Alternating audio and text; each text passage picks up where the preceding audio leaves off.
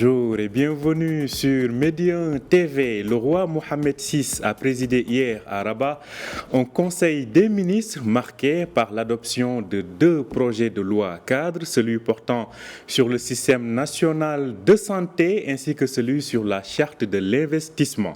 De nouveaux responsables ont également été nommés à la tête de la CDG, la Caisse de dépôt et de gestion, de même qu'à la direction générale de l'Agence nationale de gestion stratégique des participations de l'État et de suivi des performances des établissements et entreprises publiques. Ce matin, nous revenons sur la portée de l'ensemble de ces grandes décisions avec notre invité.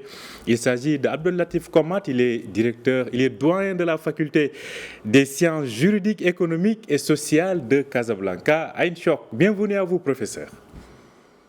Bienvenue, merci pour l'invitation. Merci à vous de l'avoir accepté. Alors, je le disais à l'instant, de nombreuses décisions, à commencer par l'adoption de deux projets de loi cadres, celui relatif à la santé, mais aussi à l'investissement. Justement, parlons d'économie d'abord, l'investissement. Quel commentaire faire sur d'abord ce projet de loi cadre sur la charte de l'investissement? Effectivement, c'est un projet qui est initié par Sa Majesté il y a quelques semaines, qui a appelé à la mise en place d'une nouvelle charte d'investissement. Et rapidement, on a eu droit donc à ce projet de loi cadre, là où est la conduite de Sa Majesté qui a présidé le Conseil hier. Et bien évidemment, c'est un projet très, très important parce que l'investissement, il est au cœur du nouveau mode de développement qui vise d'une part, bien sûr, l'amélioration de la création des richesses, mais il vise également la réduction des disparités territoriales et des disparités sociales. Et cela passe par un investissement soutenu, mais également équitable. De l'investissement soutenu, mais également équitable. Alors, cela dit, quelles sont les principales nouveautés sur le plan opérationnel pour faciliter aujourd'hui l'attractivité du Maroc en termes d'investissement? On sait qu'aujourd'hui, sur le continent, le Maroc est l'un des premiers pays récepteurs d'IDE. La vague du Covid a eu quand même son impact, mais en quoi cette charte devrait renforcer l'attractivité du Maroc, notamment pour attirer plus d'investissements étrangers? Alors effectivement, comme vous l'avez souligné, le Maroc a été un des pays les plus attractifs en matière d'investissement direct étranger, bien sûr, mais l'objectif est d'aller de l'avant au niveau de cette attractivité. Donc d'une part, parce qu'un des objectifs qui a été souligné par Sa Majesté, c'est de renforcer la structuration de l'investissement au Maroc de manière à ce qu'on ait plus d'investissements privés, aussi bien plutôt public que privé. On ait plus d'investissements privés par rapport à la situation actuelle où l'investissement est essentiellement public. Alors, bien sûr, cette réorientation passe par l'encouragement de l'investissement privé marocain, mais également privé étranger. Et cela devrait, bien sûr, certains d'encouragement sur le plan financier, sur le plan fiscal, et ceci prévoit justement cette charte. Alors, il me semble que, M. Komat, il me semble que le son n'est pas des meilleurs. Je pense que normalement l'équipe technique va se charger de nous régler ça assez rapidement parce qu'on vous entend, mais il y a quelques coupures certainement qui vont se régler. Alors, vous parliez de résorber ces disparités régionales en termes d'investissement, aussi bien au niveau des provinces qu'au niveau des préfectures. À ce niveau-là, qu'est-ce qu'il faudrait faire selon vous? Alors, ce qu'il faudrait faire, c'est développer l'attractivité des différentes régions. Vous savez qu'aujourd'hui, il y a une disparité en matière d'attractivité des investissements. Et nous avons des régions qui sont dotées d'infrastructures, notamment routières, des zones logistiques, et d'autres le sont moins. Et donc, bien sûr, il faudrait aller vers un certain équilibre, un certain équilibre. Il va falloir d'autres régions de l'infrastructure attractive. D'ailleurs, c'est ce qui est prévu dans 4 zones qui devraient avoir leur zones logistiques, éminemment, notamment les régions de Gaza, les régions de Saïs, les régions de Sida. Et en fait, aujourd'hui, le projet est adopté et il est en mise en place. Ça, c'est très, très important parce que toutes les régions aient une infrastructure adéquate pour attirer l'investissement. Il y a bien évidemment la question également du capital humain. Euh, L'investissement passe également par le capital humain. Il faut que toutes les régions puissent attirer et fidéliser les compétences de manière à ce qu'ils puissent justement contribuer à l'attractivité de l'investissement. Alors cette attractivité, bien sûr, elle se passe par la mise en place de toutes les structures d'accueil au niveau de différentes régions du Maroc, en termes d'épanouissement, en termes d'écoles, en termes de système sanitaire, etc., de manière à ce que les cadres puissent trouver justement un contexte de vie et d'installation et de bien-être. Alors, il y a aussi l'Agence nationale de gestion stratégique donc, des participations de l'État et de suivi des performances des établissements et entreprises publiques qui a un nouveau directeur général en la personne de Abdellatif Zarnoun qui était à la CDG et qui donc y est remplacé par Khalid Safir. Justement, cette agence aujourd'hui, depuis sa création, quelle devrait être aujourd'hui l'amorce de son action sur le terrain? Alors, il faut rappeler que cette agence est l'aboutissement du projet initié par Sa Majesté consistant à créer le Fonds d'investissement stratégique Mohamed VI qui est doté d'un budget de plus de 140 milliards de dirhams et qui en fait, il est composé du budget de l'État, bien évidemment, une partie qui est de 15 milliards de dirhams. Il y a un appel à financement par des structures nationales, publiques et privées. Et puis, bien sûr, il y a l'encouragement de l'investissement. Alors, tout cela, en fait, devrait permettre la réalisation d'un certain nombre d'objectifs stratégiques qui ont été définis par Sa Majesté et qui passeraient en premier lieu par la restructuration du secteur industriel. Vous savez que l'industrie au Maroc aujourd'hui, dans le cadre du nouveau modèle de développement, prend une nouvelle voie. Il veut aller vers plus d'intégration dans les chaînes de valeur mondiales. Il veut créer plus de valeur ajoutée. Et il peut intégrer plus de dimensions technologiques. Alors, il s'agit de restructurer le secteur industriel, de poursuivre le développement du secteur agricole. Là également, Sa Majesté avait arrêté en fait les orientations pour que le secteur agricole puisse d'une part créer plus de richesses, mais également puisse être l'apanage du renforcement de la classe moyenne. Et on avait envisagé en fait une création de richesse, un potentiel de plus de 35 milliards de dirhams que pourrait créer ce secteur. Il s'agit également de développer tous les secteurs des nouvelles technologies d'information et de communication, le tourisme, etc. Et puis, bien sûr, il y a un ciblage pour les PME, donc les petites et moyennes entreprises, également les entreprises exportatrices. Vous savez que le Maroc connaît d'une manière structurelle un déficit de la balance commerciale, et donc il s'agit d'encourager les PME marocaines à aller vers l'export. Alors, tout cela, bien évidemment, avec des en fait, composantes. Il y a un fonds qui encouragerait les investissements stratégiques parce qu'au Maroc, nous avons des secteurs stratégiques comme notamment le secteur des nouvelles technologies, le secteur des énergies renouvelables, du développement durable, de l'industrie évoluée, etc. Et puis, nous avons des fonds, des sous-fonds sectoriels qui s'intéresseraient à des secteurs précis, mais qui s'intéresseraient également aux PME et qui s'intéresseraient aux TPME et qui s'intéresseraient aux entreprises exportatrices. Donc, en fait, c'est une structure très, très importante parce qu'il serait, en fait, le vecteur aujourd'hui de la mise en place de la nouvelle stratégie économique en termes d'orientation stratégique. À ce propos, je rappelle qu'il y a eu d'autres nominations importantes à l'image de celle de Nourdine Boutayeb à la présidence du directoire du Crédit agricole du Maroc ou encore de Ali Seddirki à la direction donc de l'Agence marocaine de développement des investissements et des exportations. Alors, l'aspect économique a été abordé hier, mais il y a aussi un autre aspect tout aussi important, voire beaucoup plus vital actuellement, c'est celui de la santé.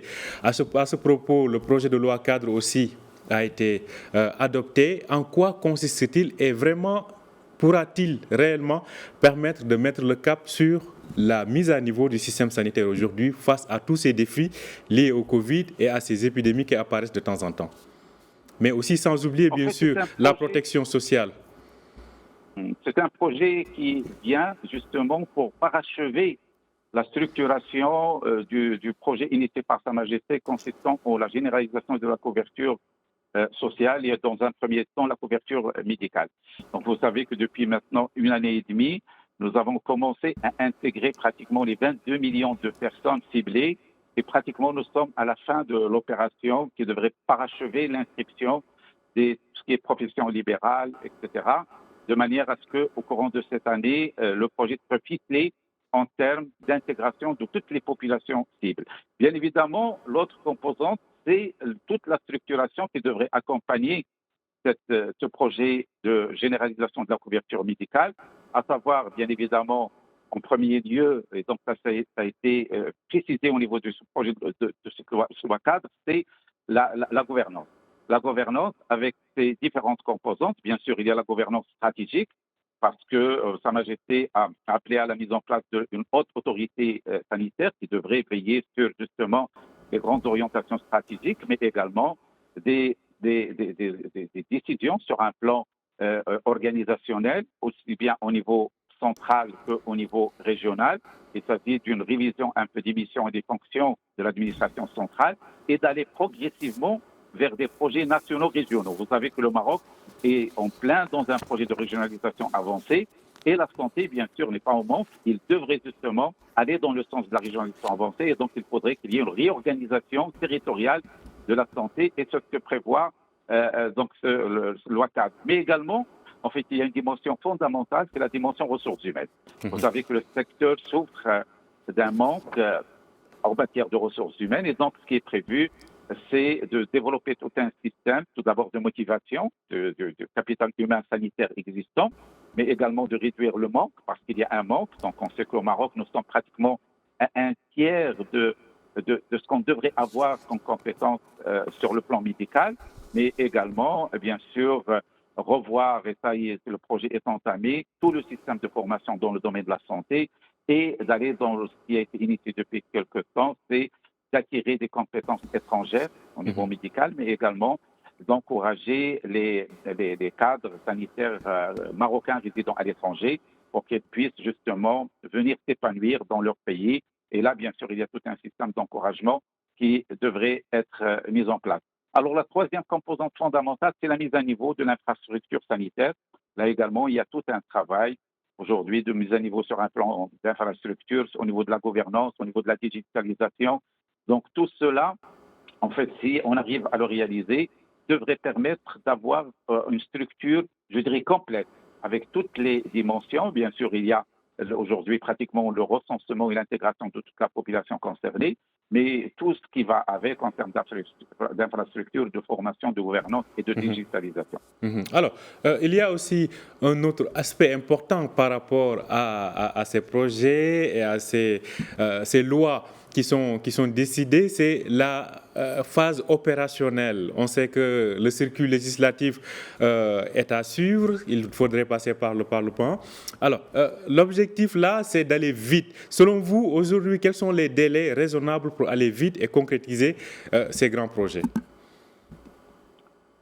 En fait, les délais, je dirais qu'on est en plein système de mise en place du système. Parce que, en fait, Sa Majesté, lorsqu'il a mis en place le projet, il a mis en place des échéances.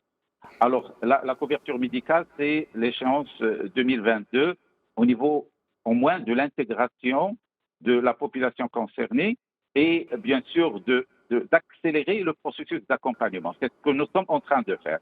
Alors, bien sûr, il y a des choses qui vont pouvoir se faire rapidement lorsqu'il s'agit de parler de réorganisation, le projet de digitalisation qui est avancé. Il y a des aspects qui vont prendre un peu de temps, notamment tout ce qui est ressources humaines. Donc, ressources humaines, pour justement arriver aux standards mondiaux, il va falloir un peu de temps parce qu'il s'agit de former. D'ailleurs, c'est en cours aujourd'hui la réforme du système de formation dans le domaine de la médecine et puis également d'attirer les compétences étrangères. Alors, il y a également le côté infrastructurel qui a commencé. Donc, il y a tout un projet de mise à niveau de l'infrastructure hospitalière, mais cela devait prendre du temps. Alors, moi, je dirais que l'échéance, c'est le moyen terme. Hein, c'est le moyen terme, donc ça ne peut pas se faire du jour au lendemain, comme ça ne devrait pas se faire de longue haleine, c'est-à-dire à échéance indéterminée.